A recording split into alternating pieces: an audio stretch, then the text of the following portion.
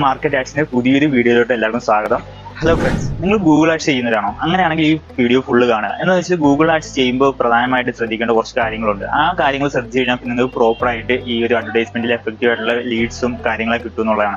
മെയിനായിട്ട് ഈ advertiser verification എന്ന് പറയുന്ന സെക്ഷൻ ഉണ്ട്. അത് നിങ്ങൾ എന്തായാലും വെരിഫൈ ചെയ്തിരിക്കണം എന്നുള്ള ഈ ഗൂഗിൾ ആഡ്സ് ചെയ്യുമ്പോൾ. അതുപോലെ തന്നെ ഗൂഗിൾ ആഡ്സ് ശ്രദ്ധിക്കേണ്ടതാണ് ഈ സെർച്ച് ആഡ്, ഡിസ്പ്ലേ ആഡ് അതുപോലെയുള്ള സെക്ഷൻസ് ഒക്കെ ഉണ്ട്. അതിൽ സെർച്ച് ആഡ് ചെയ്യുമ്പോൾ കീവേഡ്സ് ആണ് ഏറ്റവും കൂടുതൽ ശ്രദ്ധിക്കേണ്ടത്. നിങ്ങൾ കീവേഡ്സ് പ്രോപ്പറായിട്ട് ശ്രദ്ധിച്ച് അതിന്റെ കീവേഡ്സ് കുറച്ച് നമ്മൾ ലിമിറ്റഡ് ആക്കുക. ഒരു 10, 30, 40 കീവേഡ്സ് ആക്കി നിങ്ങൾ ആ ഒരു അഡ്വർടൈസ്മെന്റ് ചെയ്യാൻ വേണ്ടി നോക്കുക എന്നുള്ളതാണ്. ഈ കസ്റ്റമറിന്റെ ഇമെയിൽ ഐഡിയും ഫോൺ നമ്പറും എല്ലാം വെച്ചിട്ട് നമുക്ക് കസ്റ്റമർ ലിസ്റ്റ് തയ്യാറാക്കിയിട്ട് ഈ ഒരു അഡ്വർടൈസ്മെന്റിലോട്ട് ഇട്ട് കൊടുത്തു കഴിഞ്ഞാൽ ഇതുപോലെയുള്ള കസ്റ്റമേഴ്സിനെ നമുക്ക് ഗൂഗിൾ ആഡ്സ് ചെയ്യുമ്പോൾ നമുക്ക് കൺവേർഷൻ ആയിട്ട് കിട്ടും എന്നുള്ളതാണ്.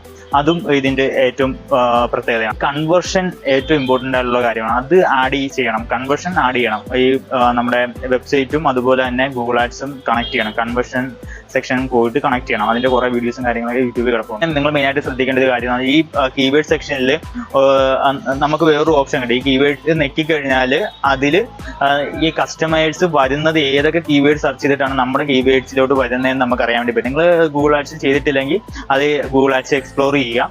അപ്പോൾ ഇങ്ങനെയുള്ള ആക്ടിവിറ്റീസ് ചെയ്യണമെന്നുണ്ടെങ്കിൽ കോൺടാക്ട് ചെയ്യുക. Google ads, Facebook ads, ads related online ads, ഏത് ആഡ്സ് അഡ്വർടൈസ്മെന്റ് ചെയ്യണമെങ്കിലും കോൺടാക്ട് ചെയ്യുക. ഓക്കെ, എന്തായാലും അടുത്ത വീഡിയോ കാണാം. Thank U.